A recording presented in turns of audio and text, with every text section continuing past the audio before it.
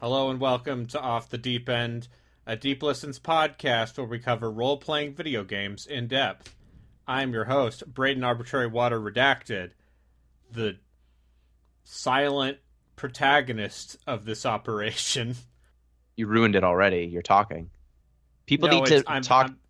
It's like Dead Space 2. I'm the Isaac Clarke. I'm confused. Have we actually started, or are you yes, just we have practicing? started. Oh, Stop okay, I'll be quiet now. Shoving food in your mouth hole. I thought you were just doing a practice. I didn't know. Also joining me, as always, unfortunately, or fortunately, he is a friend of mine, is the winged young girl named Nina of this operation, Chris Zombie Pie Redacted. Okay, considering that we're playing an RPG, I've got an RPG-related joke. While in a dungeon facing the gelatinous cube, one adventurer yells to the other, "No, they don't come in cherry lime." That was great. Okay, you can't hear the laughing because a paladin recently achieved ultimate power by replacing the stick up his ass with an immovable rod. The other voice you hear joining us on this traditional role-playing game experience is the job system. I'll take that. Gino, that Pinguino Grieco. Yep, I'm here. Hello. I'm here because you've accused me many times of not playing any PS1 role-playing games that don't start with Final and end with Fantasy. Yeah. So here I am playing one. No, it wasn't Final Fantasy. It was Squaresoft. Yes. Squaresoft. So here I am playing a game made by Capcom. Yeah. That's right. Today on Off the Deep End, we are covering Breath of Fire 3. The third Breath of Fire game, made by Capcom and released in 1997, the September 11th of 1997 in Japan. It was then released in the United States of America, the most important part of the globe, in April 30th of 1998. It was subsequently ported to the PlayStation Portable in like 2006 or 2005, but for whatever reason, we didn't get it over here, that version, until like 2016. It's weird. I think that's the version I played. That's the version you played. Because I played it on the Vita. So funny thing about Gino's version, which is the PSP port, for whatever reason, the US release of the game on the Sony portable consoles or handhelds was pulled from certification for reasons that we still don't entirely know. It has a slightly weird, odd glitch wherein the audio cues and audio doesn't play properly the first time, but once you let it load, you're fine. You're fine. Braden, which version did you play? Oh, sorry, I was eating. Just like my idol, Chris Zombie Pie Redacted. Nom, nom, nom. You made me like this, Dad. Yeah, you like it now? You like it now? I played the 1.1 PS1 version, which is the version that you can still get on PS3. I guess we all played a different version, because I played the PSX up-res improved version of the game, 1.1. That's literally what I just said. Oh, I thought you said you played 1.0. Okay. Well, fun all around. Every version of this game is kind of the same thing, despite some cosmetic differences here and there. There are people with strong opinions about the different versions of this game. I suggest you pay them no heed, and I will. This is not the do place. The same. Play whichever version you can get your hands on, if you play this game.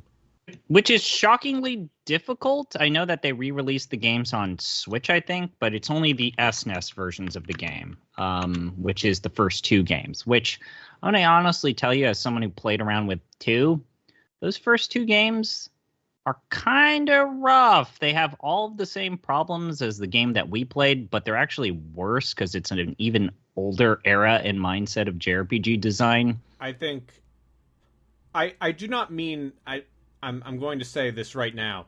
I enjoyed what I played of Breath of Fire 3.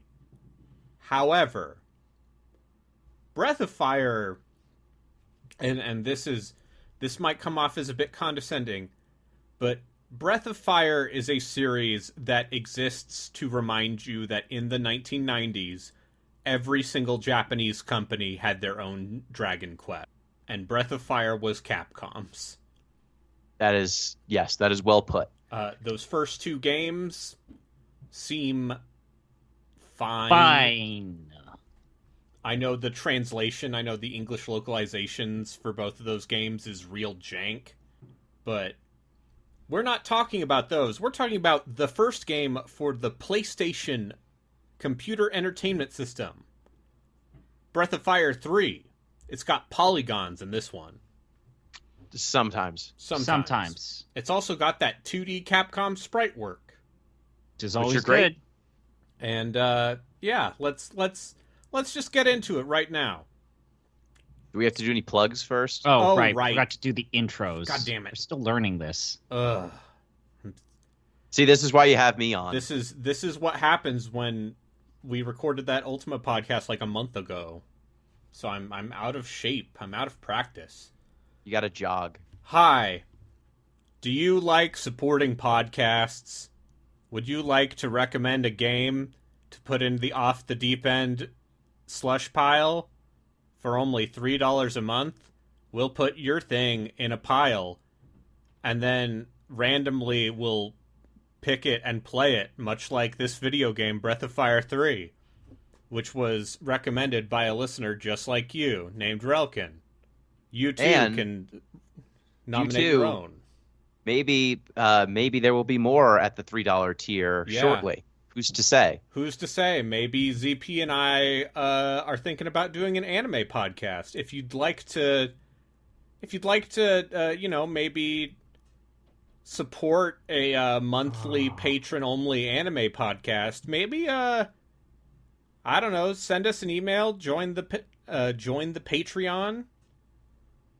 We haven't come up with a firm, concrete goal number yet that we want to reach, but we're thinking about doing that. Maybe doing a pilot. Do we want to say what anime we're thinking about doing the pilot for?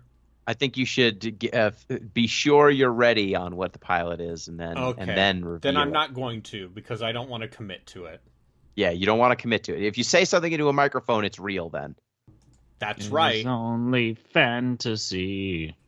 Remember when we said, haha, wouldn't it be funny if we played Mass Effect Andromeda for 40 patrons? We still haven't gotten to 40 patrons. That's our next goal. That's our next goal. If we go to 40 patrons, you can make us play Mass Effect Andromeda, and that would be covered by the main show and Off the Deep End, because we have co-custody of the Mass Effect franchise. We own the first three, but y'all have Andromeda, and so we need to, visit. We need to make sure you chuckleheads don't mess up our little boy. Would you rather play Mass Effect Andromeda or watch Gene Roddenberry's Andromeda? I don't know. I don't know anything about Mass Effect Andromeda, so buddy. I avoided all no. coverage.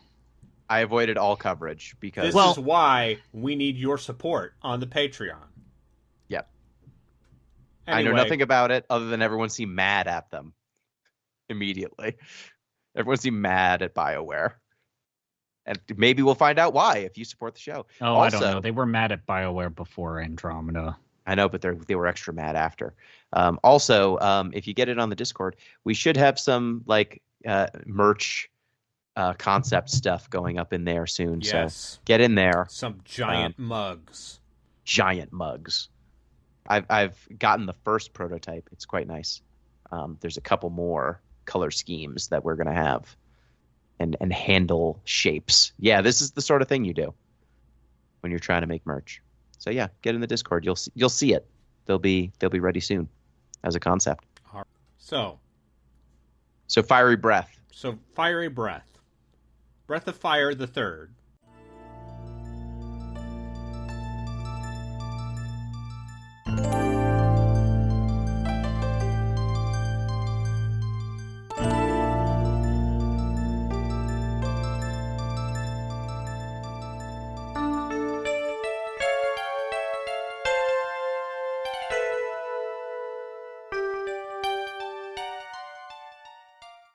Yes. So Capcom. Capcom. They You were hear kind about of- these guys? Capsule Computers? They were. I mean, I know a them big from deal. Dragon Ball. That them? Yeah. They made this video game called Fired Street Fighter. X-Men Children of the Atom. That's it. That's their best known game. You nailed it. This is a weird era of Capcom because we're moments before kind of, I would say. Would you say this is slightly before the golden age of Capcom, or do you I think would that say- this is a part of it? I would say the first golden age of Capcom is the early 90s. Because Yes. Resident Evil came out a year before this game in Yes. 96. Mega Man 8 comes out also a year before this. Devil May Cry's got a Devil May Cry is 4 or 01. 5 years. So this is like Capcom's This is, getting really used to 97 is when Street Fighter 3, the first iteration of Street Fighter 3 came Yeah. out. So Capcom is really pushing the PlayStation 1 from like a hardware perspective, but purely its sprite-based technology and processing power. They kind of have a weird reputation of not necessarily being a developer or studio that really pushes the 3D thing, although they do push themselves in that regard with Resident Evil 1. But like Street Fighter 3 is still very much sprite-based, as And much Street as Fighter it's... EX was made by Arika. Yeah, and they contracted out the 3D Street Fighter to a different studio.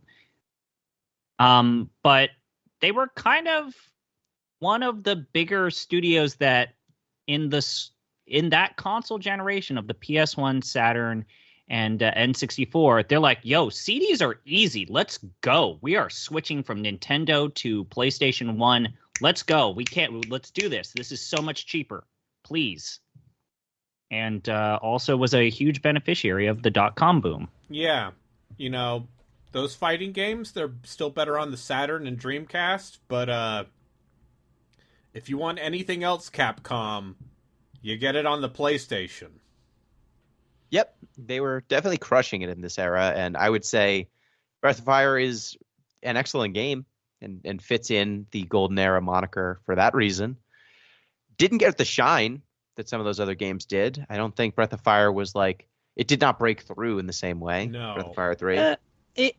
Oddly enough, you have to kind of remember this is a weird period of time for JRPGs in particular. Like the Super Nintendo definitely saw a lot of booms, but there were a lot of booms and busts because like Enix put a lot of goddamn money into trying to convince America to get interested into Dragon Warrior, and it didn't stick. It really didn't. But those first two Breath of Fire games, I think maybe even possibly outsold some of those Dragon Warrior games because they developed a cult following. And, Capcom was noted as like the last major publisher to be fully committed to 2D games, though it wasn't entirely by choice. They were practically committed on their home console front to the SNES as its platform of choice, which actually led to them kind of lagging behind everyone else, even in their 3D capable arcade boards. Like Darkstalkers The Night Warriors comes out in 94 with the, I think originally the CPS2 arcade board. And that's very much a 2D fighting game. And like Braden kind of made a joke of, Children of the Atom. So when they switched to the PS1, it's still very much them getting used to the hardware. Okay, And I'm looking also- this up.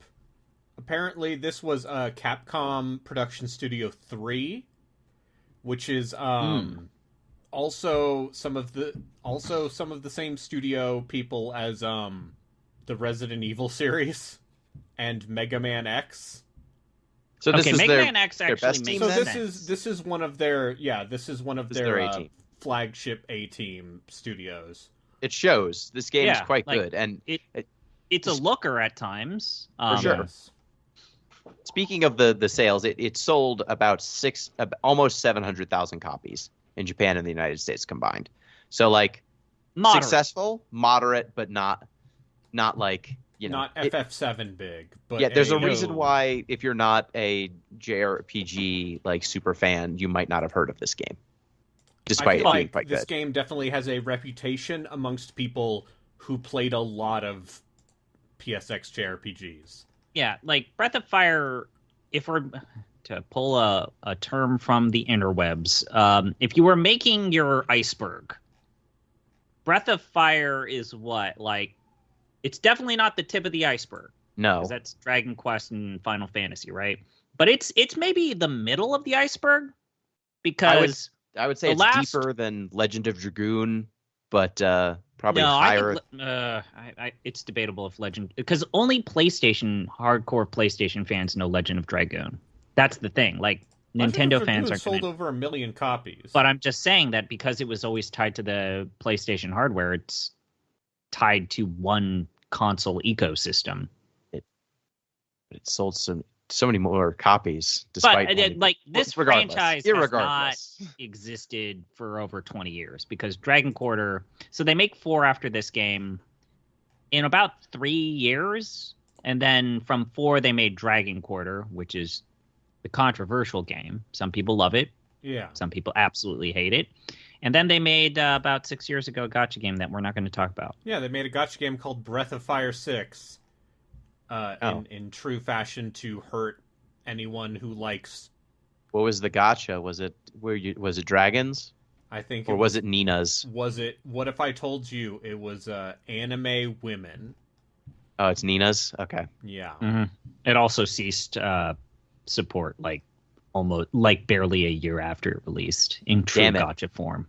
They've killed my Breath of Fire. We're gonna play and rank every Breath of Fire podcast. They've killed it. I can't believe it.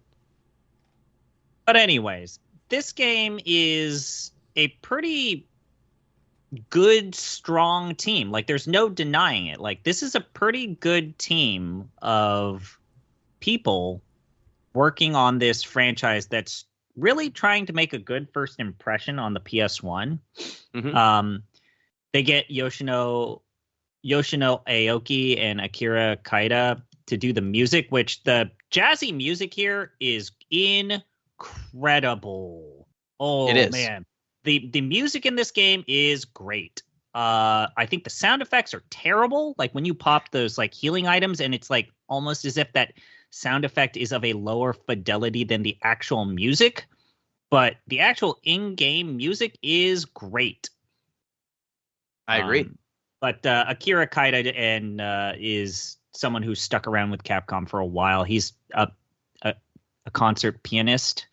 I think he'd stuck around with them from Breath of Fire 3 all the way until Mega Man 10. And then even did some of the arrangements for Super Smash Bros. For the Wii U. Yoshino Aoki is still doing music at Capcom. I think his last major credit was doing the music for the Resident Evil 4 remake. So he's still there. So good for him. Solid team. Yeah. Very solid team. A veteran crew. Yeah, and the music's great. The sprite work is top of the line. The animations, I think, are pretty solid. The writing is also pretty on point, or at least the translation is. Yes. In a post, we all played Legend of Dragoon World. Yes. Yeah. All There's PSX no Lavit translations Slamber. seem great. There's no Lavit Slamber. There's no one as good as that. But this is. I understood everything that was being said, and some of it I was like, "That's good work right there."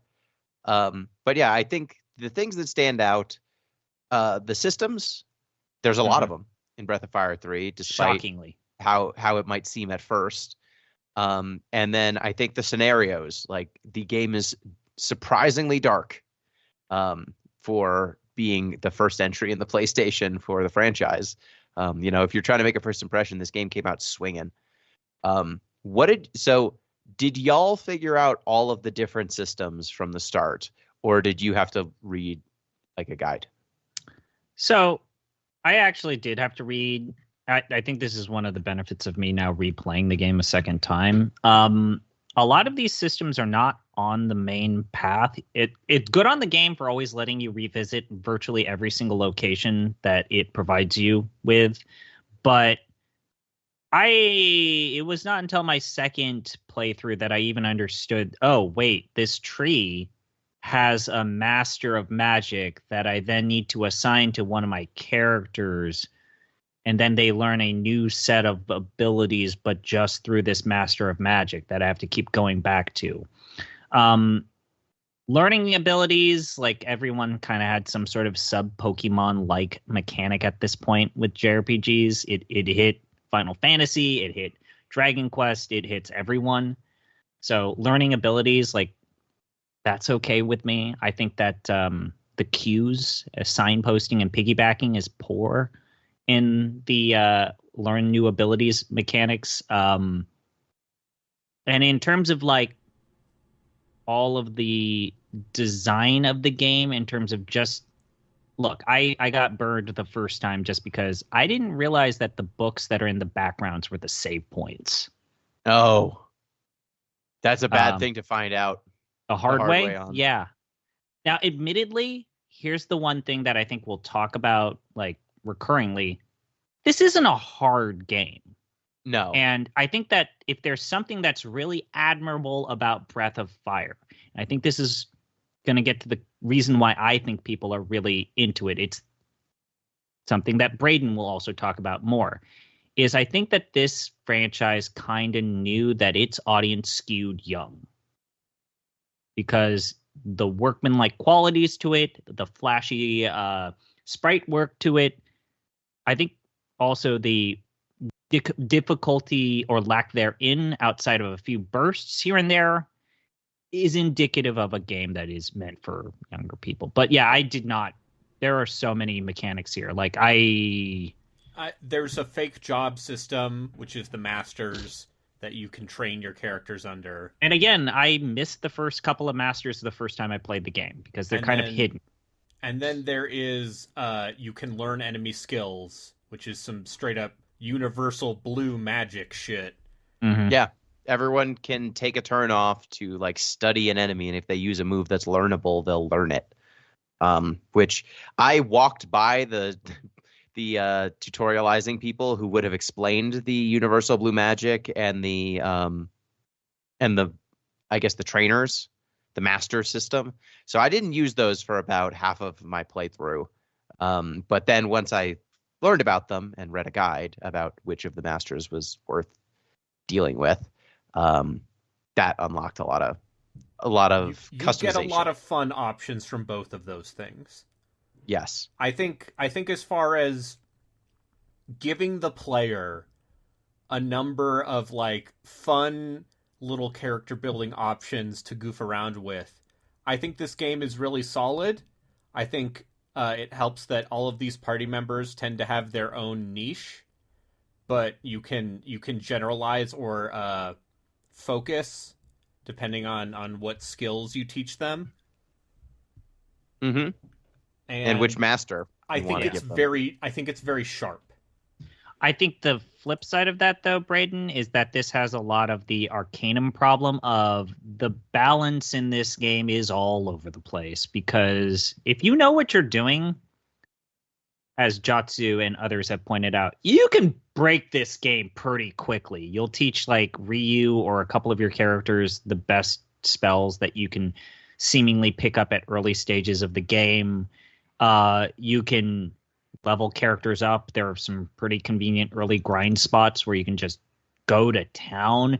And if you know which masters are the best and which ones to prioritize pretty quickly, you can break this game. And we didn't get to the point where this game gives you a small town of fairies, which you guide the development of their town. But there are mini games and like a weird economy there, which just completely ruins the entire in-game economy. So a lot of systems, some of them are better than others. And, Final Fantasy V, a game I think all three of us love, has a similar quality of you can break it over your knees. Mm-hmm. If you know what to do, and even if you don't, you can kind of suss it out. Even as a 12-year-old, I understood why dual cast was good. Yeah, and I would say this game can similarly be broken over your knee, and you can get through it without having to do that. But I will say the ways that you break it over your knee are at least they are not the same ways you would break other JRPGs over your knee. You know, like you need to know who the masters are, what they teach you, what spells they'll teach you, what stats. Like they'll tell you a little bit like what their deal is. You run into a master who's like, I teach physical stuff. And it's like, okay, cool. Or like, there's one guy who's like, I'm no good at this. And he just teaches you moves that don't deal fatal damage, which you need to unlock another master. And so if you don't have a guide, I imagine it was pretty hard to figure that stuff out. Also, like learning which blue magic or skills, enemy skills you can learn, because a lot of enemies have moves that look like they might be enemy skills, but sometimes they're just not. So this is really a game where the more knowledge you have going in, the more you're going to be able to break this game in half. If you're just trying to play it straight up, I don't think it signposts the most broken ways to play it very easily. Like even Ryu, who we keep saying, who's the main character, he's a boy and also a dragon. He can turn into a dragon. That's one of his special powers. And his dragon form, it roasts bosses. It wins battles. But you need to find all of the other dragon forms. Like you start with fire, and then you slowly will acquire more. If you don't know the right places or like go to the right places on the map, you just won't find them, and you won't have access to his full complement of abilities. Those dragon forms are kind of like not clearly communicated, which leads to like one of the core problems I have with this game, which is signposting is poor. But I also think that the game is a little too oblique about communicating some of its information, because when you get Momo, who is your third character, discounting your temporary characters at the start of the game, which we'll talk about, like you look at her move list even at the start, and it's like, this is a little weird. Like you have Identify, which it says displays enemies' data. And then you have Foretell, Divine Outcome of Battle. And it's like, wait, which of these is what? These sound like the same thing, but you're using a different sentence to describe them. And you want Foretell. You want Foretell. That's the ability that actually gives you the information you want. And it's kind of like, I don't know if that's a translation thing, but there are, it's a lot of figuring things out through trial and error and trial by fire. And it's Breath of Fire. Yeah. I agree with that. Like there's a lot of just, I tried going in blind and staying blind, like not reading a guide, and I abandoned that after a few hours just because I realized how many mechanics I was not applying or not knowing like which things were worth purchasing, how to spec some of my characters. There's a lot of depth here, but if you are not well versed in it, or you're not following a guide, a lot of it could just pass you by. Like finding the fishing spot so that you can do fishing. Did you know that there's a master that you unlock by fishing? Yeah. Yes. I will say, after being infuriated by it, I do think that I think the fishing is fine. Every game has to have like a mini game like this. Like even the Final Fantasy series is guilty of having like a mini game deluge. Like, oh, this is also the PS1 era where and it's usually fishing. That's usually fishing. Every JRPG needs a fishing minigame. And this is unfortunately something where we have to say that it peaked where it started, because Dragon Quest started this whole thing with Fortune Street, and Fortune Street is still one of the greatest minigames to ever grace the genre.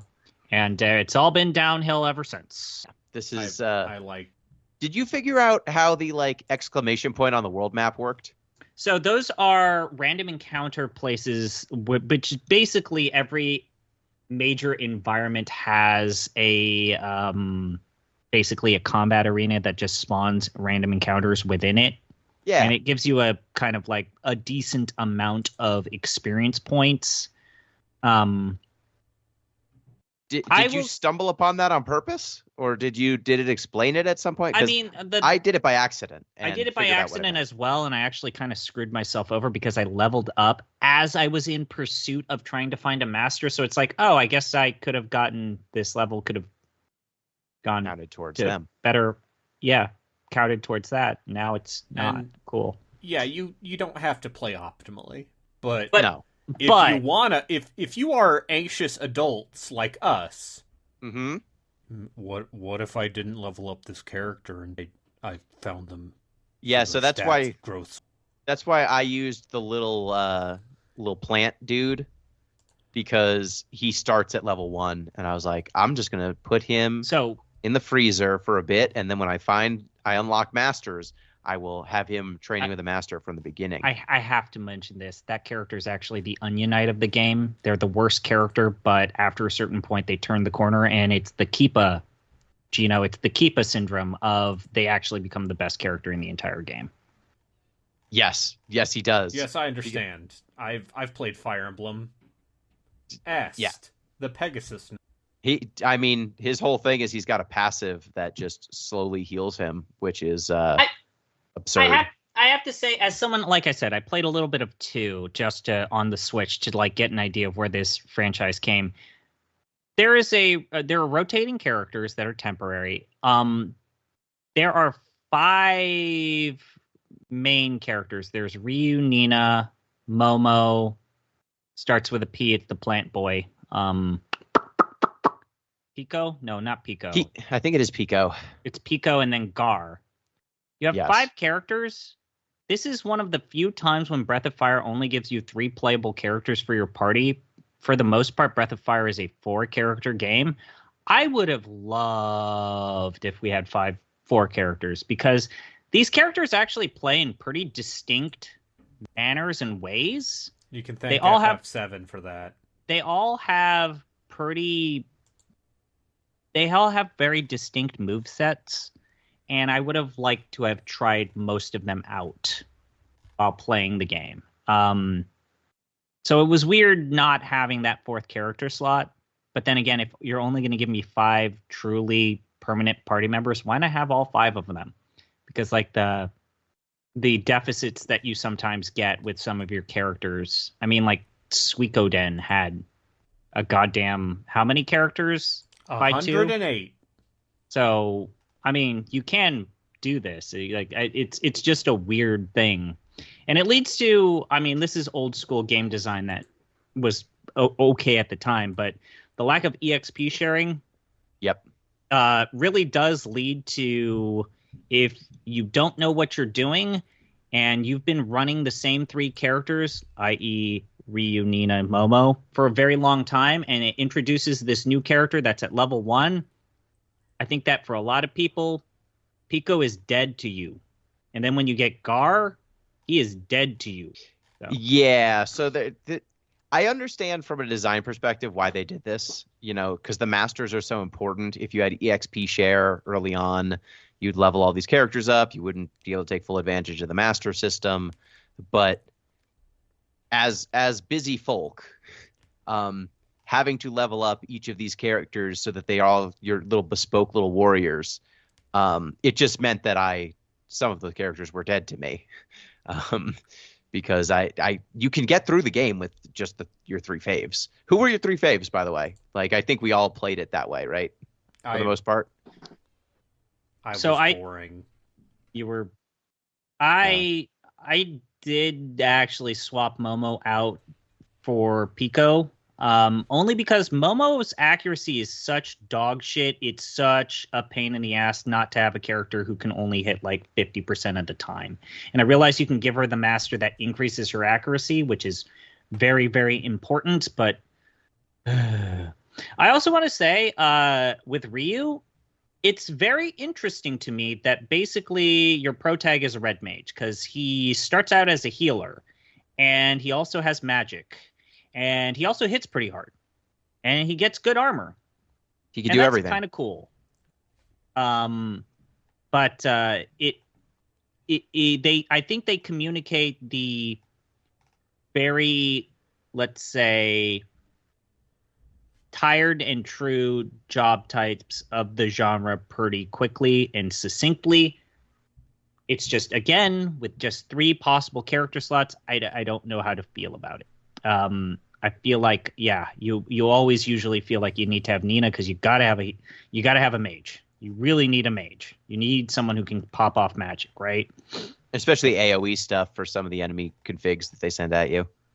And the neat thing with Momo is that she gets that silent spell, and all of the status effect inflicting spells are AoEs by default, and that's great. Coming back from some of those classic Final Fantasy games and even those Dragon Quest games, oh my god, that was great. Yeah, for sure. But no, I put Onion Boy into Momo's slot because I had to see, and I was very impressed. I also rolled with Pico, Nina, and I didn't name my Dragon Boy Ryu. Mine's name was Hunk. My favorite Resident Evil. Yeah, so I rolled with them. Gar can't do magic, and that was uninteresting to me. And Momo, like you said, she just misses all the time, and that's a bummer. But yeah, I mean, playing this game is totally fun. I like the combat. The spells come pretty quickly as you level up. The only thing I'll say is like there's a lot of stuff in this game that was acceptable in the PlayStation 1 that I wish you could just quality of life away. Like like you said earlier about the masters, when you level up, you eventually get master specific abilities that your characters who are training under them can learn. It's a certain number of levels depending on the master when you get to learn those skills, but you have to double back to wherever the hell the masters were so that they can teach you their like special skills. You get the level bonuses regardless of where you are, but learning those specific skills require you to double back. And some of the masters, the doubling back's a pain in the ass. Just quite frankly, like that is annoying having to keep track of, oh, how many times did I level up this character? Oh, I guess I need to double back to this mountain village where there's this one guy in this one little room, and then he's going to teach me a move that I need to know. So like that, I wish I could quality of life away. I wish that there was. I mean, I just wish the game played faster in general. Like the animations take a good long time, and there's an auto battle system. It's just. Yeah. The animations take a while. So even when you hit auto battle, the fights can take a while. I would also say the auto battle it ain't no Suikoden auto battle, let's say. No. That's the gold standard, but it ain't no Suikoden auto battle. I would also say so the run is a toggle. You have to go through the menu and actually set it to default. I don't know if there's any reason for you not to be running. I really don't. On top of that, I would say I think this game knows when to turn its random encounters off, especially when it gives you puzzles within dungeons. It doesn't do it all the time, which drove me crazy. But I think that the random encounter rate is a little on the high side. It does not. I've been told that in fact, I can speak from experience. 1 and 2 definitely have an even higher encounter rate, but I think those are pulling from, again, those Super Nintendo, maybe even NES, Dragon Quest, Dragon Warrior, and Final Fantasy games where you can take like 3 steps and get a random encounter. The thing in terms of like what you brought up, Gino, like loading, I think that it's cool to see how this game does the transition to the battle screen. But that transition has a load time where it's like panning the camera to fit and then loading the enemy sprites where it feels like it's longer than the standard just fade to battle area. Yeah, and we didn't say it, but this game is isometric. Like you are, looking at a side view, like a top down. That isometric perspective, you're looking at a kind of slightly askew field. And you can like manipulate the camera a little bit when you're stationary. But as you're running into random battles, you don't like get whisked away to a combat arena. The enemies just load in on top, like all of the treasure chests and anything that would be on the world map. Those sprites go away, and then the enemy sprites show up. Although I will say, like, sometimes the enemies were behind walls or behind trees. Yeah, or behind the cameras. Things. The camera will. And I couldn't see what I was attacking. The camera will transition to where it doesn't show you a great viewpoint, like it's inevitable. Where it's like, I think these enemies are supposed to be here, but there's a giant goddamn tree in the way, so I can't see anything. But I guess I'll just attack.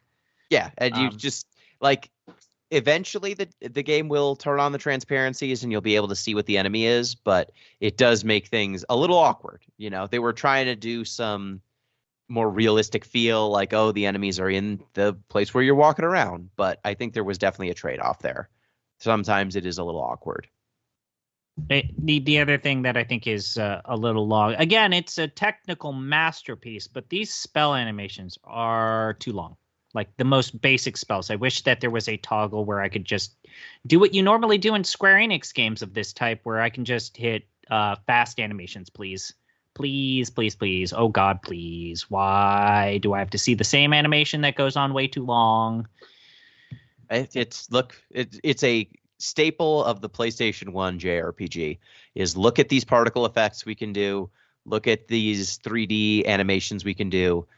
Look at this stuff. Look at it. And then, at a certain point, you've looked at it and you don't need to look at it anymore. Yeah. And I don't know how you felt about the overworld, and I think we're kind of hinting at it when we're talking about like, oh, it's kind of hard to find the stuff that you want, like those masters, and knowing the difference between the masters and these kind of like pseudo combat arenas.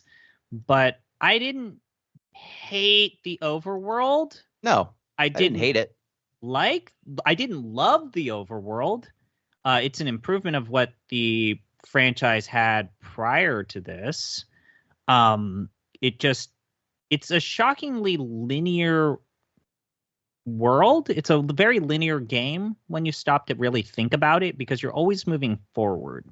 And if you're going backwards, you're trying to complete a side quest. And we didn't quite reach the part of the game where you're like able to really easily revisit locations. But yeah, it's basically, I've kind of been thinking about it. It's kind of like a pseudo Final Fantasy X in that regard, where it's essentially a linear game, really, with some breaks here and there. And there's some doubling back. There's some doubling back. And the world map has a surprising amount of things that are not critical path that I feel like you should check out. Like if there's something on the world map that looks like it might stand out in some way, usually walk up to it, and you should walk up to it and you might get a question mark over your head.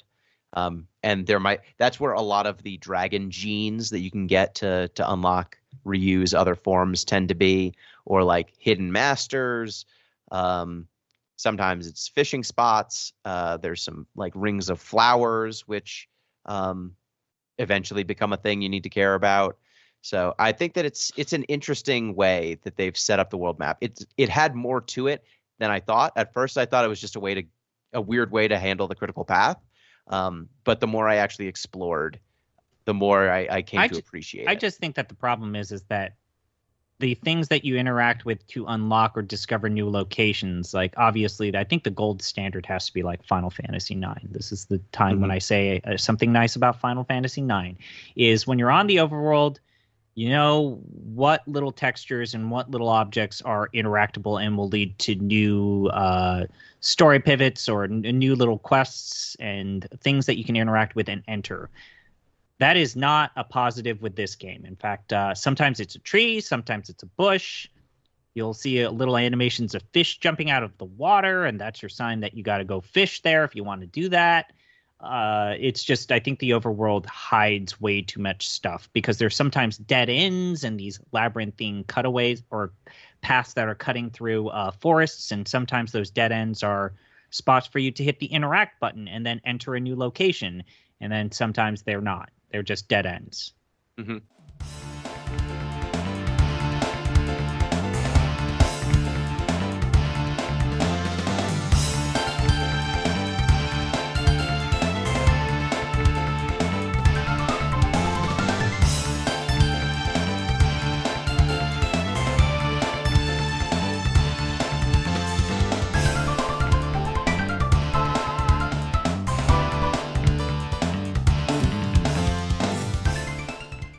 It is exceptionally good, but of its era.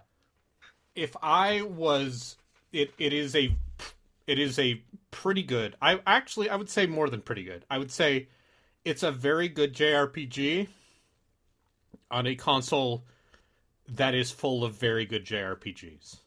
Yes, it is a big fish in the ocean, unfortunately, surrounded by other big fish. If this was on a console that was more starved for this sort of content, I think it would have stood out more. But unfortunately, it came out the same year as Final Fantasy VII, and so it was banished to the Shadow Realm. It also, listen, I'm playing this as a man in his 30s, and my general patience for very standard JRPGs is not what it used to be. Mm-hmm. Which is why when you see what I recommend for this podcast, it's usually esoteric weirdo stuff. Yeah, and this game is just well made. It is well made. Good. It's too normal. Well, maybe we should talk about the part that isn't normal. Like, we've talked about the systems, we talked about the world map, talked about the characters. What about the metal story that this game has? Let's talk about This child story murder. is metal. Let's start with Ryu wakes up. The first battle you have just sets the tone perfectly. Yes. Ryu's a little dragon boy. He breaks out of a crystal, and then he sees some miners who I've been told were the protagonists or some of the protagonists of Breath of Fire 2, and then he burns them to death with his dragon breath, and then you basically go on a rampage inside of this mine, just flambeing people, and you could pick up burned weaponry off of their charred corpses. That Melted Blade actually is a pretty good weapon. It for is. a shocking amount of time, but it's just the very notion of you just set these two characters on fire, you see their charred corpses, and then as you're going through the rest of the mine, people are literally cowering, begging you to not hurt them. And you can hurt them. But yeah, this beginning of the game is the part that makes me think, ZP, when you said earlier, this is a game made for kids, targeting kids. I'm like, I don't really. you start the game burning innocents to death. I don't know. And If then- I was 14, I would have been very into this. Yeah, Ninja Scrolls was an actual thing. Oh, Braden, put Ninja Scrolls on the list. No. Why? No. But yeah, this game, like, that happens. Ryu gets conked out. You wake up and you're in the care of Ray and Tipo and Ray, who are little miscreants and orphans too. And you form a little thief band, and they don't know that you're a dragon boy at first, at least. And you're trying to rise up in the world as little thief boys. And Braden, what is the big your first thing that you're gonna do to prove that you're not bad people? What is the thing? You and your group of ne'er-do-well friends, everyone's like, you should stay away from these Ray and Tipo fellas. They're miscreants. They're scamps. And then as part of this, you are charged with slaying a monster. Yes. And you know, this is like the real introductory dungeon area. You go up this mountain, you fight some monsters, and then you fight this horrible Nue monster. And then you find out what the monster was guarding. Yeah. It's a pit of corpses! But it was its children. It's that died dead of starvation. children! Yeah, so you find out that this Nue monster was it was trying to gather food for its children. And your characters are like, oh, she's guarding her den. She's feeding her kids. Oh, that's tough, but we need to stop her from hurting people. And then after you kill her, her corpse is basically dying right in front of the entrance to the den. And then you go in there and the kids were already dead. So she was gathering food and continuing to gather food for kids who couldn't eat because they were dead. That's the first major boss in the game. This is 90 minutes into this JRPG. Yes. And it goes on. It escalates. You go to you follow up this good act by trying to rob the patron of the nearby town of McNeil. You go to rob McNeil, and you go to his mansion, and all of the guards are like, whatever, man. You guys are cool. McNeil sucks. Go ahead. And you basically just bribe them or talk to them. They don't want to stop you, which I thought was very cool. And then you fight the ghosts of previous McNeils. And then Yes. you sneak up on McNeil in the midst of committing sexual assault. Was it, or was he? was it a prostitution thing? It wasn't. She didn't want what he was trying to do to her, is what I'm Okay. saying. I don't remember this part super vividly, but it wasn't good. And he was a coward, and you rob him, and then everyone's like, "You robbed the patron of this town, you idiot." We're not about that life. We're not going to take this guy's money. He knows where it came from. Yeah. He's the tax man. He has all of the people with weapons on payroll. Take it back. And then, yeah. And then, yeah. And then your treehouse gets burned down by Bebop and Rocksteady. Yeah. Bebop and Rocksteady show up. In this game, they are called Balio and Sunder. But yes, Bebop and Rocksteady is the vibe, 100%. Two horsemans who are into stabbing children and being up to no good. It's almost comical how much And skateboarding. adult-directed abuse is on children.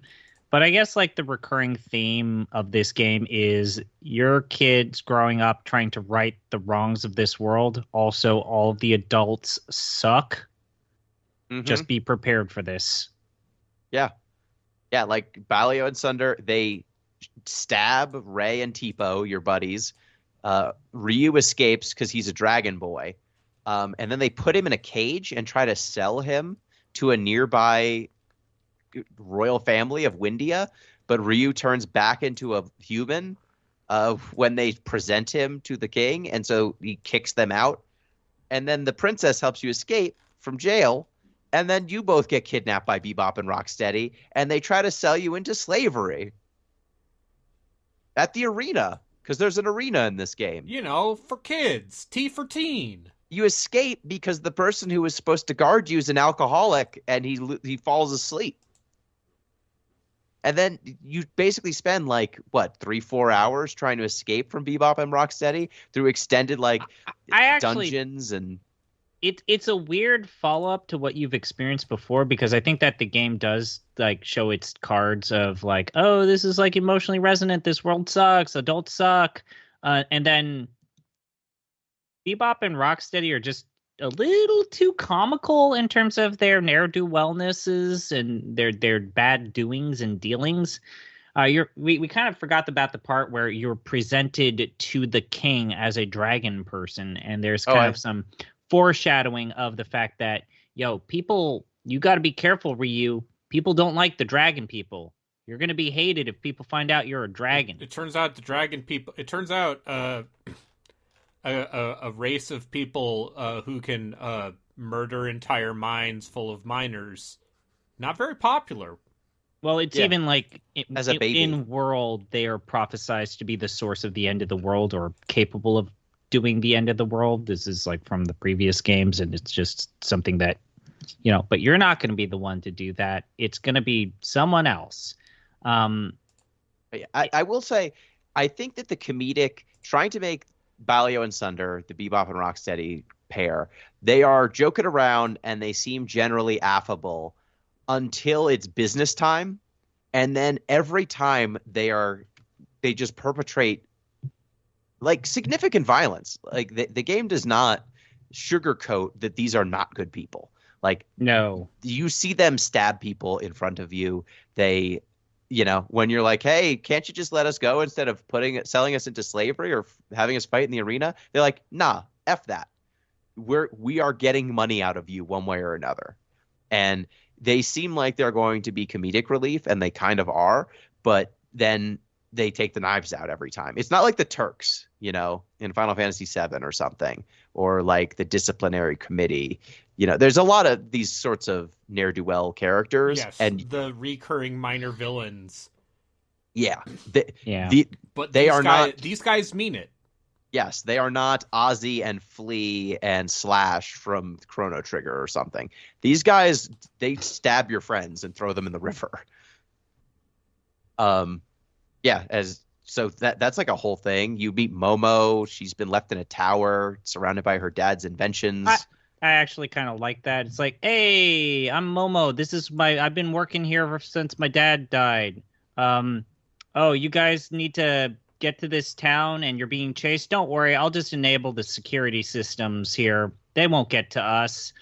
Let's go to my dad's place. Oh wait, he had a horrible porn addiction. Let's just go on my rocket. Jump on the rocket. Yeah, the fact that her dad's library is just nothing but wall-to-wall porn, just wall-to-wall. Every single one is different porn. That's hilarious. You get in a rocket and she doesn't know how to fire it, so you launch a rocket and it crashes like 10 feet away from the tower you started in, and you barely survive. That's great.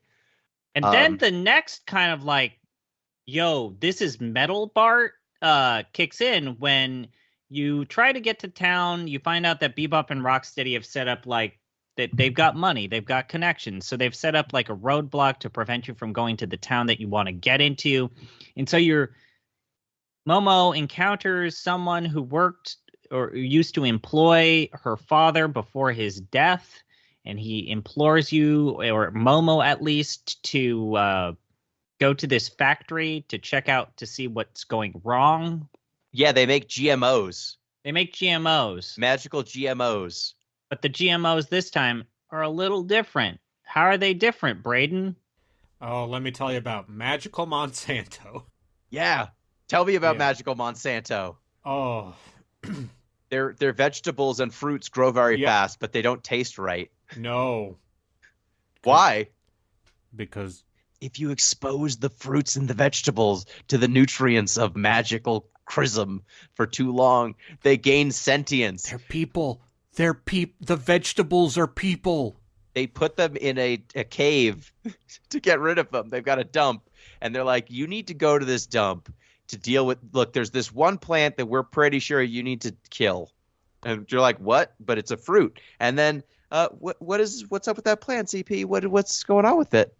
You go there and you find out that they're burning plants that have evolved. You got to fight one of those plants, and in what I can only assume is a reference to Terminator, the plant realizes, maybe I was not born of this to be here in this world. I'm going to jump in this lava and burn myself. It begs for death. It's alive. It's like, first it's like, why are you trying to hurt me? I didn't try to hurt anyone. I'm just trying to exist. Why are you trying to kill me? And then it defends itself. And then after you defeat it, it goes, maybe I shouldn't be. I shouldn't exist. This is a video game released on the PlayStation 1 in 1997. You have to turn on the conveyor belt to send this thing into a pit of lava. And then as it burns to death, it gives you its baby, which is Peepo, your little onion boy character. He joins you. He joins your party. Wild. One of the darkest moments I've played in a JRPG in a very long time, when it begs for death. Yes. This game is... But Gino, what about, with all of this information, don't we go back to that doctor that employed us to kill all of these vegetables to like get his comeuppance? Yeah, he sells you off to Bebop and Rocksteady because he's like, I can't have anyone who knows the truth about our magic plants blabbing. So he tries to get you killed.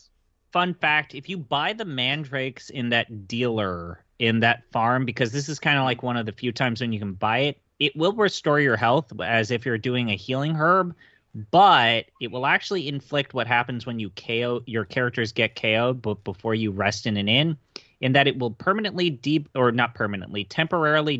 until you use an inn your maximum HP by 1 point. Oh. So they're communicating that their stuff is actually not healthy. You're eating the souls. You're eating the souls. But yeah, it's but also we ain't going back to that farm again, eh? That farm ain't coming back. That you ain't going back there anytime soon. Yeah, I mean, when I kind of expected that they were going to betray you, but boy, oh boy, I didn't expect it to be so fast or sharp that they like basically sell you off to Bebop and Rocksteady. Like, you don't even get a head start. They basically club you and they're like, hey, get in this truck. We're going to drive you across the border, but don't look outside of the truck. And then Bebop and Rocksteady are there.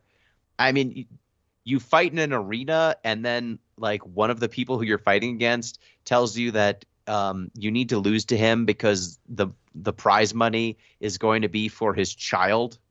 who's sick, and your characters are like, well, we're fighting for our freedom, so I'm sorry your kid is sick, but we need to get out of slavery. Sorry.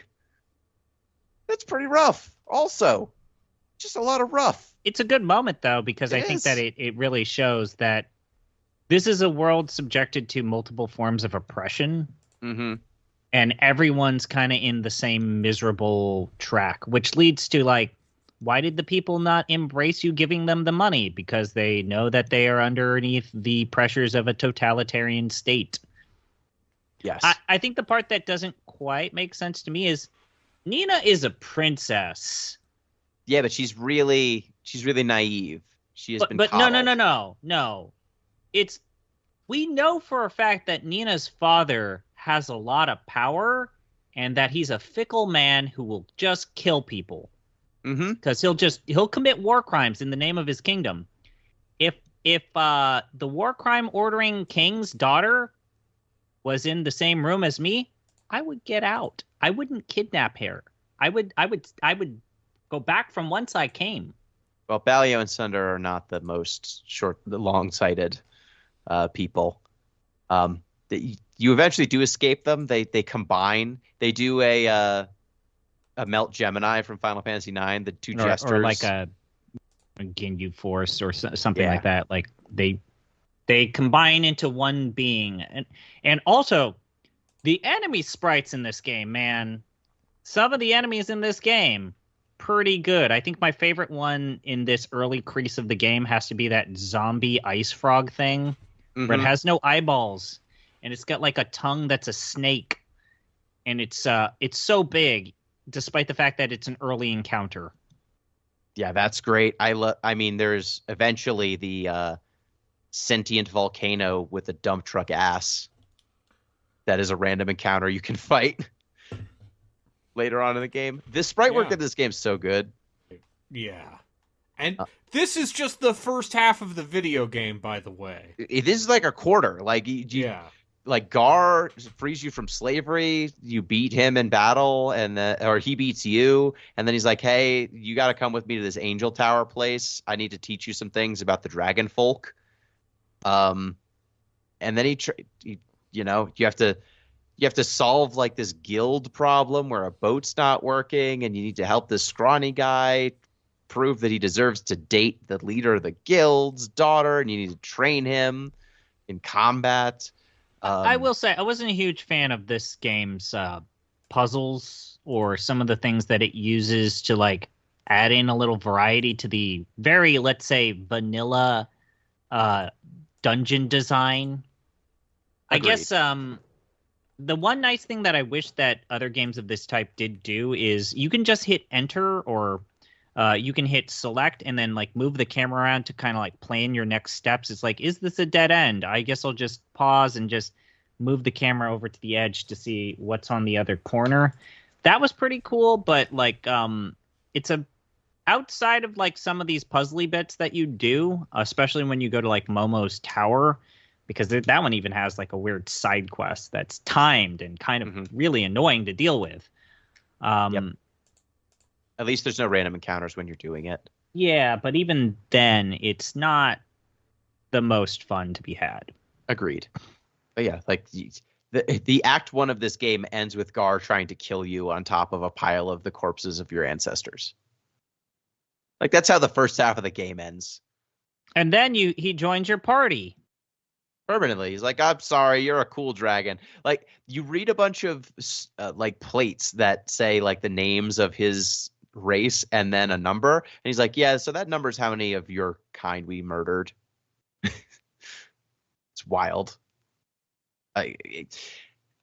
This game's story kept me going far longer than the gameplay did. Like, I don't think anything about the gameplay is bad. I just think that this game is willing to throw dark and like have the war crimes be perpetrated in front of you, or like have you see the ramifications of them. This is a colorful, very like unassuming game. Anime, very anime, like, stylized anime, unassuming world. And then, yeah, the time to murder is instant. Yeah, that is the thing that made me keep playing this game. Yes. Was it has an FF9 sensibility of the world is cruel, and just because we are doing things in bright colors and with cheery sprites does not mean that we can't be grim. And man, this game throws grim. It throws so grim. It's kind of cool. But yeah, I did play. If I just had to play less of it, if I could turn off the battle, if I could just see the story, or see if it was a little faster, there was less. There is an item later in the side game quest. that lowers the encounter rate, and then eventually that item becomes the one that disables the encounter rate. It's not necessarily late. I would say it's like during the middle of the game. There's also an item that you can pick up that, this one's weird, but you always want to pop this before you do a boss battle, because it will double the amount of EXP that you collect at the end of the battle that before you use it. So if you know when to time that, you can double all the EXP you get from a boss encounter. That's pretty good. So there are weird ways to like expedite the process. It's just boy, this game just really, I know I sound like a broken record. Boy, this game really doesn't highlight or properly communicate the ways in which you should play it efficiently or can play it efficiently. Yeah. So That's kind of a bummer. that's going to make putting this on your list a little bit difficult, because Yes. I would wholeheartedly recommend this game. Yes. Maybe I will play it when I'm like traveling or something, because it's on a Vita. It's not the game's fault. No. It's a me problem. It also caught us at the worst time possible. Oh, you mean between Ultima reaching the goal for Ultima and then doing charity stuff? Yeah. And immediately following Game of the Year. Yeah. Yeah. Yeah. But even still, I think that this game it's a PS1 JRPG, like there's only so much you can do when those though it has so many baked in expectations that come from that Yes. if you're not down for it's that. like 40 hours. Yeah. Which is, I feel like, maybe the standard. It was the standard. There was nothing wrong with it at the time. Being kind of slow to start, or having, they padding out. I feel like Balio and Sunder goes on like 2 or 3, even though we referred to all these different parts of the arc really lovingly. I wish maybe they trimmed some dungeons here or there. I also don't think that this game does anything to really prevent you from feeling burnt out about your ability to move forward. And that's like maybe the best thing about it, is you're always kind of able to move forward. Mm-hmm. And that's great. And again, it's of a different era where if I was a kid growing up with the PS1 as my dominant console and I had one game per month, this would be my you-know-what, right? Yeah, this would be incredible. This would be the thing. Yes. I would even say that I was think 12. I would even say that I think that this is maybe better than any of the Final Fantasy RPG on-ramps we have played. This is a better on-ramp to the genre than any of them. This is better than World of Final Fantasy as an on-ramp to the genre. This is better than Mystic Quest as an on-ramp. For sure. But I think that Braden has said it. The best way to say it is this game kind of has the Golden Sun conundrum, or the Golden Sun factor, where I think that the people who really like this game, it's like the Goonies. It hit you at the right time, and I'm just not able to get that specialness out of it because I'm an adult now, and that specialness doesn't have the same effect as if I were to play it growing up, or if I were to play it with the right mindset. Yeah. Unfortunately, we have played enough of these sorts of games that some of the novelty of the act of playing it is just it's thin. It's fine. It's fine. It's fine. It's and just I don't have the time to afford it, the patience that I probably should afford it. I wish I could fast forward to the parts I find most interesting, because it's not the gameplay. But unfortunately, it's a JRPG, so like half of the time you're in you're in random battles. And, that was acceptable at the time. It's just a tough ask right now. Though I will say it's a good mobile game. Like playing it on a Vita, it is a good game to be able to stop wherever I want. One other thing about it being a PS1 game, I didn't fully appreciate how much I value save points having a common visual vocabulary until I played this game. Because I have played a lot of JRPGs where the save points are very clear and they are uniform. And in this game, I think, ZP, you said you didn't realize that the books were save points. Sometimes it's books, sometimes it's beds, sometimes it's people you have to talk to near beds for that to be how you rest and save. And that screwed me up in a few different dungeons where I just didn't know what the save point was. And that's, a bummer. So I appreciate that game designers have converged on, hey, let's make a big glowing symbol, the save point. Something what that if it was a crystal or maybe a halo of light? Yep. Let's make it something easy to explain, easy to see, and maybe we'll even have a tutorial about it early on. So is there anything else y'all really want to say about Breath of Fire? Do we want to finish it? I don't think we need to do a second show on it necessarily, unless we play it's the more of it. 2/3 vote. I'm not going to oppose it. I mean, I'm going to keep playing it, but I don't. I don't think we need to necessarily do another podcast on. How about this? I'm definitely gonna keep playing this. I want to get to the end of the game, and if I feel like it demands it, maybe we do an emergency podcast should something happen at the end. If you feel the need to demand a reevaluation from playing more of it. I don't think that we need to reevaluate the game because I think that all of our mechanical complaints, if not.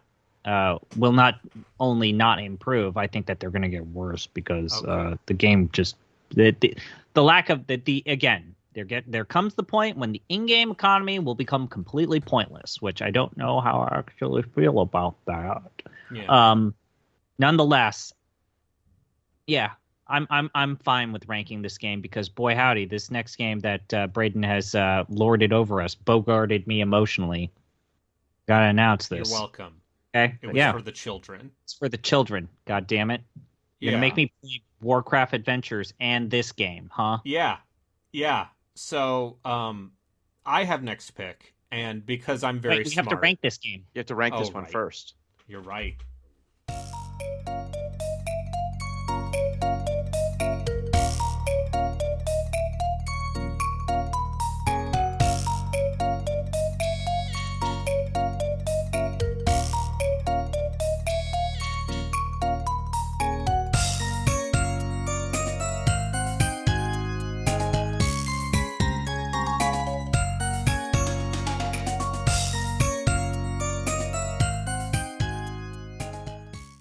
Get your list. Let's pull up the list.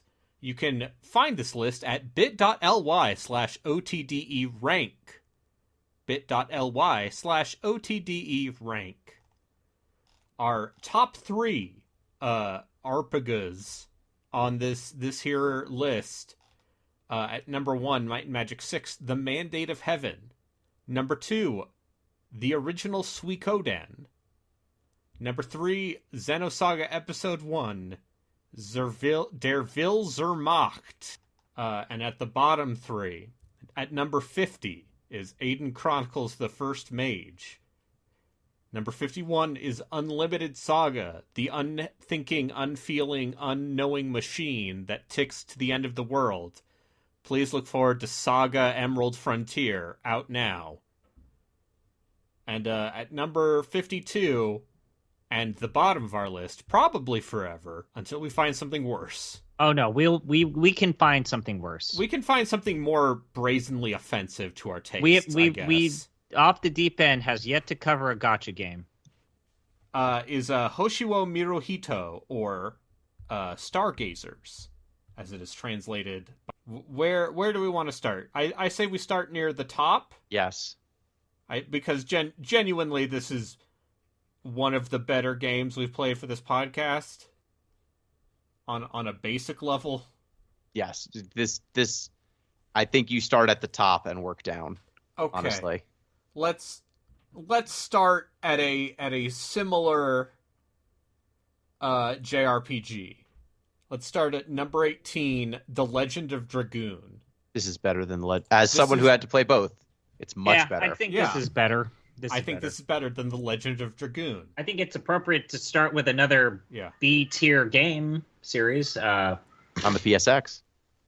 It's not a series if it only has one entry. It's true. At number 17, Dragon Age 2. Is this game better or worse than Dragon Age 2? I would say better. Yeah, it's better. Don't tell M I said that. Seems like it's better. It seems like it's better. Number 16, King of Dragon Pass. I mean, ZP, you and I both have a lot of fondness for this game. This game's better playing. This game is a video game. This is an actual video game. And not like a weird... It's not a nightmare simulator. Weird world-building drug simulator. There is a little obtuseness to this game, but I don't feel like I ever banged my head on it and felt like I went through a horrible death spiral. Very well. This game is meant to be played by humans and not appreciated by artists. And not by people who want to read a book. Yes. Sickos. All right, number 15, Wizards and Warriors 2000. Oh, this is better than Wizards and Warriors, Braden. I mean... This is better. Not in my heart, but I guess. I haven't played Wizards and Warriors, but... Not in my love, hope, and dream. Okay, number 14, NBA 2K16, featuring a Spike Lee joint. I would play this before I play that again, but I would show the cutscenes from that to people. I don't know, the cutscenes in this are pretty good, too. Yeah. Remember that dolphin? There's no child murder. Remember in this game where you fight a Australian dolphin and it's like, hey man, leave me alone, and then it reveals itself to be a mutant dolphin and you kill it? Yeah. A lot of mutants in this game, huh? Yeah. I think this is better than NBA 2K16. I guess I would say this is better than NBA 2K16. Eternal Sonata. Is this game better than Eternal Sonata? Because I feel like this is going to be our hard line. So here's the thing. I think that Eternal Sonata has the same problem of I wish I could just fast forward to the good parts, but the good story parts of Eternal Sonata are higher than anything in Breath of Fire. I think we have to make a distinction here, right? Breath of Fire, yes. Breath of Fire is good. Like, the storytelling that it's doing is actually good. Eternal Sonata is one of the greatest stories we've ever outsider art. Yes. It is a banana taped to a wall, but a video game. I think I would which one would I play? So I would definitely stream Eternal Sonata before I streamed this. I would probably play Eternal Sonata again before I play this again. Probably. I don't know. I would recommend this to a normal person. Yes, I would recommend this to a normal person who's not. Yeah, but no. I'm going to push back on that. If someone's like, "Why do you like JRPGs? Aren't they just the same boring thing?" Oh, yeah. I would show them the cutscene of the girl who dies. The Clavis death scene. I would show them the Clavis cutscene and say, I've been searching for this. I need this. This is what I'm looking for in my life. Yeah. I would boot Eternal Sonata and show them the 3 cutscenes that start at the beginning of the game that bear no resemblance to each other and have nothing to do with one another. Remember when Chopin is dying and the entire game is his dying fever dream? Yeah, first 5 minutes. Why is this 13? You people, it's fine. But like you ranked it with us. Like, I know. In all seriousness, though, I think this goes directly below Eternal Sonata. Okay, this is our new number 14 then. Okay. Congratulations to Breath of Fire 3, a video game we all liked, that we all enjoyed, but not as much as we enjoyed watching a 10-minute death monologue from a character who previously has 3 lines. Yeah, man. And you can do a whole side quest to bring her back to life. Oh, God. That's right, but only in the PS3 version. Yeah. Yeah. Which is also way harder. God. Anyway, yeah, so that'll be it for Breath of Fire 3. ZP might have more to say on that game, if he feels like there's more to be said. I hear the ending goes ham, so maybe Yeah. Gino and I need to get there, and maybe Braden, you can tag along with. But I hear the ending gets crazy, so I'm not against it. But if it's just more of the same, I will play more of this until my patience diminishes. But anyways, so some sort of horrible blood pact was made against my consent about our next game. It was for the children. I understand that you did it for the children, but you could have passed by some ideas. So is that maybe I could have politicked? Actually, how much money did you raise for the children? It was a ridiculous amount. It was $400. So no, I meant this game that you're about to announce. Oh, this game I can tell you. So as my donation incentive for this year's community endurance run, I decided to put my next game pickup to a bidding auction, and I put a list of games that I was considering picking for the podcast up to financial incentive. And so, including Xenosaga Episode 2 and Trials of Mana, which some other jackasses are playing, I guess. Because I have good friends, my friend Functionality saw one of these games on the list, looked it up, said, I saw Panty Shot, so I donated for that. They donated how much? He donated $225. So almost half of your overall raised money. Yeah, basically half of my overall total. To get us to play Time and Eternity, a late era PlayStation 3 JRPG from Image Epoch, that has the fun distinction of being the lowest rated PS3 RPG on Metacritic. I need, for those of you that are hearing this announcement, to simply go to the YouTubes. Go to YouTube. Google Time and Eternity PS3.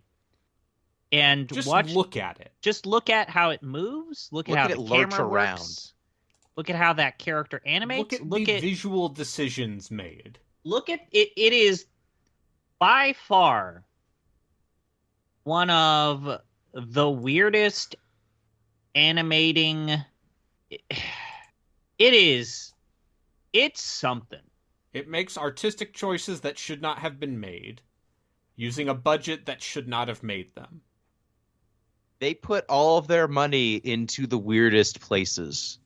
They had finite resources, and every time you look at the game, you go, "This is where you put it. This is what you chose." It's incredible. It's a work of art. It might. I think I feel good about picking that. Yeah, you are going straight from a game that's too good for this show to a game that is just right. Yeah, to a game that is right in this show's wheelhouse. So please look forward to that at some point in the next few weeks. We've already started playing it. Borgmaster will be on it. For sure. Looking forward to it. I can't wait to listen to your... I'm a listener of your show, and I can't wait to hear y'all discuss Time and Eternity, because from what I've seen of that game, boy howdy.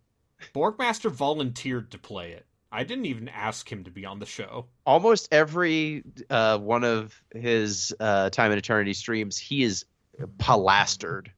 Yes. Oh, yeah. Please, if you've not seen Borgmaster play this game, he's made a tradition of drinking copious amounts of rum before booting it up and then acting belligerently confused at what they're dealing with. Yeah.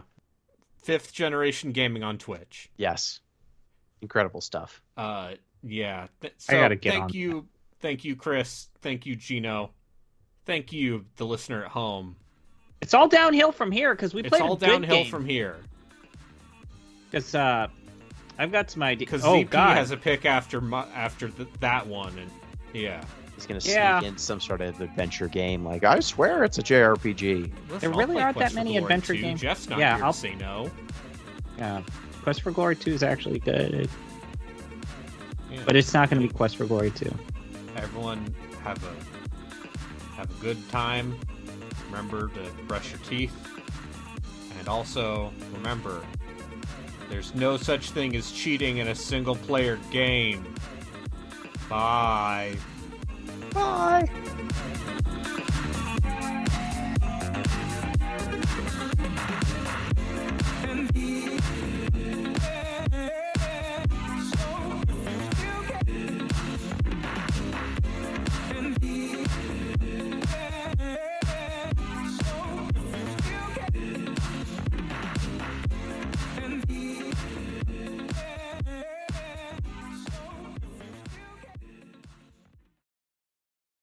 Bienvenidos a la Off the Deep End, una podcast de videojuegos RPG en mucho... Fuck, what's depth? Grande. Grande depth. That's our next T-shirt. I'm your host. Yo soy un host. Braden Arbitrary Water Redacted. With me as always, I'm also the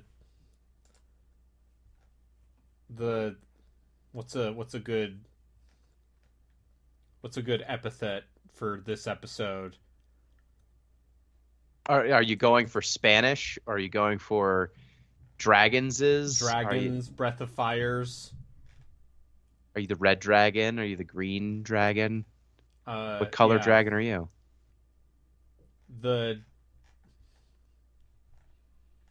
It's been like a month since I recorded one of these. Let me tell you.